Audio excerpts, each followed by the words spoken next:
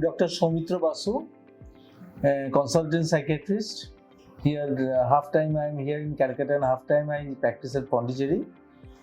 And I'll be speaking today on ADHD because I see a lot of ADHD children from the very beginning of my career. And though I'm a general practitioner, I'm not a child psychiatrist specifically, but I see a lot of ADHD children. And I see children from 3 years of age, and I diagnose them according to DSM criteria, so which is easy to diagnose. The DSM-5 criteria is easy to diagnose, and ADHD, the presentation of ADHD has been changing over many years. So beginning when I started with ADHD, then there was associated behavioral problems of negativism, of aggression, other problems. But nowadays, I see more of autistic children with ADHD, which was not there, say, 20 years, 10 years before. Nowadays, I see every day, I practically see. Even yesterday night also at the past 11 o'clock, I saw 2 children with autism and ADHD. So you see, the pattern changes. The pattern of presentation changes over time. And ADHD children, I see, of course, more attention deficit than hyperactivity, but both are present. And I'm talking about intelligent children, but the autism is a different thing that has now come up. Autistic children are a different group that has now come up with ADHD. Of course, not all autistic children have ADHD, but a sizable number of autistic children have ADHD who come to us. And I follow a pharmacological treatment, but I follow other treatments also.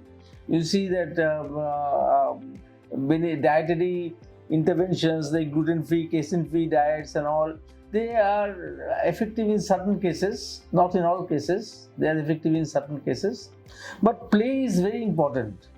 Play is very important. It has now recently been found out in research that extensive play over many years, it reduces ADHD, which I have seen, which actually now has come up after many years of research. It has come up, and I have seen that because in Pondicherry, in our ashram school, where playing games is very important, and if you don't play games, if you are not in the play field, you are out of the school. And there I have seen that children with ADHD, they spontaneously used to remit, and I wondered why it was there, why it happened so. And now the researchers found out that extensive hard games, they reduce ADHD. So games are very important. The challenge is the parental challenge which we face, but parents are also concerned about the children doing well in exams nowadays. So they are more sincere now. The parents are more sincere now. They are more educated, and everybody has got a mobile, and everybody can be told to go to the internet and search for ADHD, and they can know about the illness, which is easier than say 20 years back. That is easier to handle parents now. But still there will be some parents who are resistant to treatment. Sometimes mothers want treatment, fathers don't want. Then you have to call the fathers and explain to them the consequences of not having them treated, because the consequences of not having been treated, that can be used in a very impressive way. Because if they are not treated, first of all, the children will get backward in the studies. That is one thing. But the more important thing is that 50% of children whose self-esteem goes low because of ADHD, 50% of such children, they become deviant in behavior, or they join the antisocial children, or the bad children in the class, they take over them. So this has to be explained to the parents, then they understand. So you see that often one has to be tough with parents over parental control. But overall, ADHD has got a satisfactory response to our drugs, to methylphenidate especially. to atomoxetine, and I am happy with the treatment outcome. Because I have been practicing in one single place, and I see the children, maybe after many years I see them again for some other different reason, or when I meet them I find that they have recovered, they are well, they have progressed in life.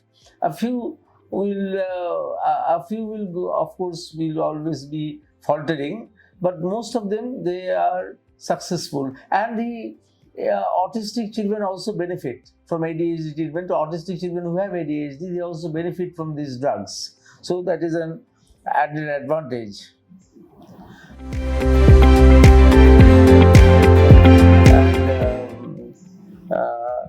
And the common thing that is associated with ADHD is dyslexia, which I find. And many children, of course, also are ambidextral. That is, when they were left-handed, they were changed to right-handed. So this causes additional problems in the learning.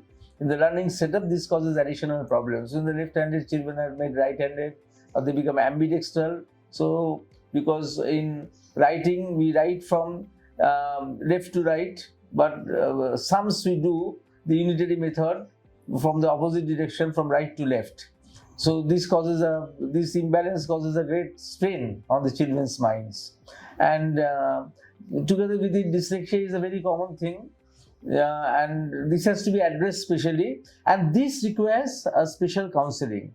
Dyslexia requires a special counseling because you know that there are three kinds of problems associated. One is that children who don't write long answers, who always make spelling mistakes, is one group.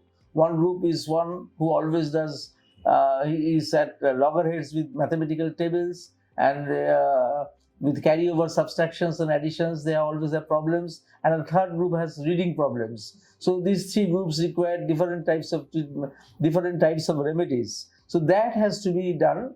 So that is frequently done. I do that, of course, and I also practice. I do graphotherapy also with them, but changing the handwriting. So together with all these things, ADHD improves.